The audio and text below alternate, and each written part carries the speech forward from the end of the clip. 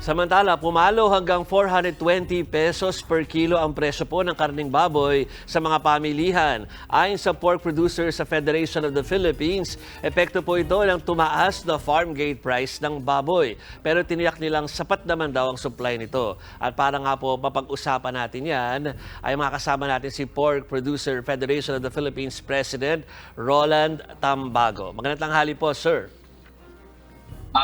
Sir Joby, magandang tanghali at saka sa ating mga tagapakinig. Okay, pwede bang i-advise natin ating mga viewers na usually po yung mga talagang bumibili po sa mga pamilihan ng mga produkto. Hanggang magkano po ba, sir, yung farm gate price ngayon ng karneng baboy at pakidagdag na rin kung ano yung mga dahilan kung bakit tumataas ito?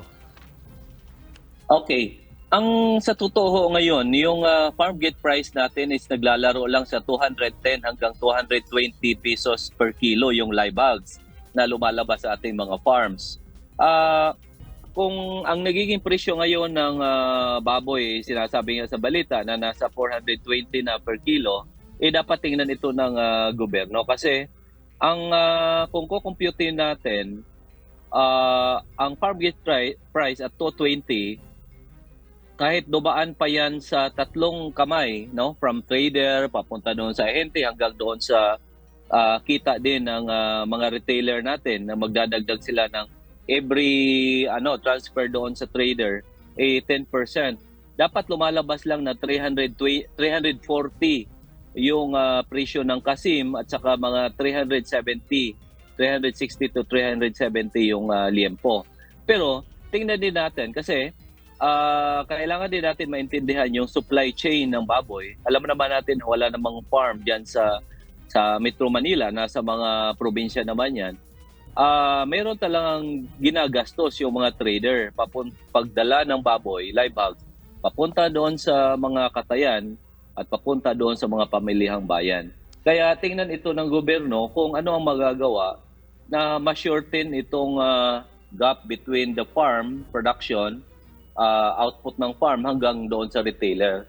Sa ganun, baka may makita tayong solusyon na pwede natin medyo mababa yung retail price ng baboy doon sa merkado. Okay, so sinabi niyo na, sir, kung ano yung pwedeng gawin ng gobyerno, no? Pero para lang magabayan ng mga kababayan natin, so tama ba yung intindi ko, kung mga 200 plus lang talaga yung farm gate price, ay parang kalabisan na kung ito ay more than 400 pesos per kilo na binebenta?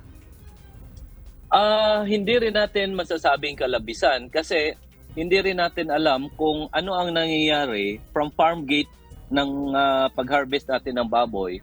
Ilang tao yung pinapasa-pasa yung produkto natin, yung commodity. Kasi kung assuming na normal lang, galing sa farm, papunta doon sa trader, dadalhin niya doon sa katayan ng baboy, at saka dadalhin kaagad doon sa retailer, talagang mataas na yung 400 and 400 plus. Pero in reality hindi yan nangyayari kasi yung biyahero sila yung bumibili doon sa mga farm. Normally, hindi naman sila yung nagre-retail. So pinapasa pa yun nila sa isang kamay o maybe dalawang kamay pa bago makarating doon sa mga tindera ng merkado. So kaya yun ang sinasabi ko, kailangan tingnan nyo ng ating pamahalaan kung anong magagawa natin doon. Kasi yung trade natin from farm produce hanggang doon sa wet market natin, hindi pa siya masyado develop kagaya doon sa ibang bansa na from farm papuntang slaughterhouse, diretso doon sa mga retailer. Sa atin, napakarami pang kamay dadaanan. So, alam naman natin na kailangan din kumita yung mga trader doon.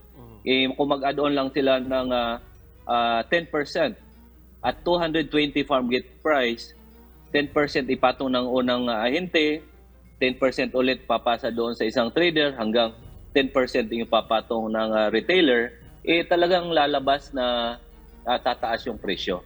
Sir Roland, mas alam niyo to, yung kalakaran na yan. Kung sakaling masilip nga yan ng gobyerno, meron bang solusyon doon? Talaga bang pwedeng mabawasan yung steps na yun para mabawasan din yung pagdadagdag ng presyo? Ang isa is, although this one is a long term, dapat maglagay ng mga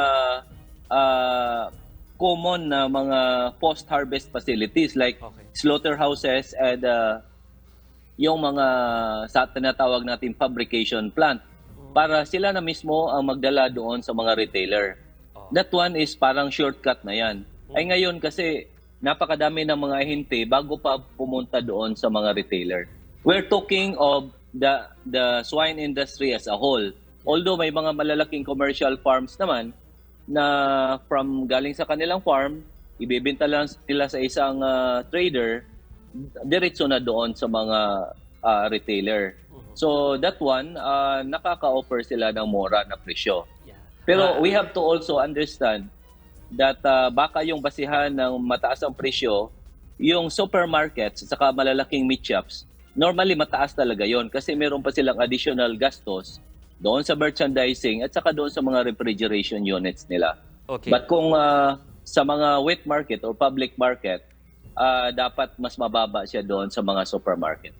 Okay, thank you for pointing out yung mga possible solution dyan, Sir Roland. Pero puntahan natin yung mga, ito usap-usapan to sa field, yung sang-ayon ba kayo dyan sa sinasabi ng Department of Agriculture na may mga traders daw, na involved sa overpricing ng kung ano yung farm gate price ay mas tataasan pa nila. Sila ba yung involved na tinutukoy ninyo? Hindi natin masasabi kung tinutukoy natin na parang may manipulation. Hindi natin masasabi rin Kasi naiintindihan na natin yung kalakaran from farm nga. Dami pang dadaanan. Dami pang dinadaanan. So every time na dadaan sa isang kamay ng isang negosyante, magpapatong siya ng 10%. Then hanggang mamahal talaga doon sa... Alam mo naman na doon sa retailer. Alam naman natin na yung... mga farm operations na mga miyembro natin napakalayo doon sa Metro Manila mismo. Doon sa mga pamilihang bayan. Okay, nako, marami tayong nalaman mula kay Sir Roland. Maraming salamat po si Ginoong Roland Tambago po yan ng Pork Producer Federation of the Philippines.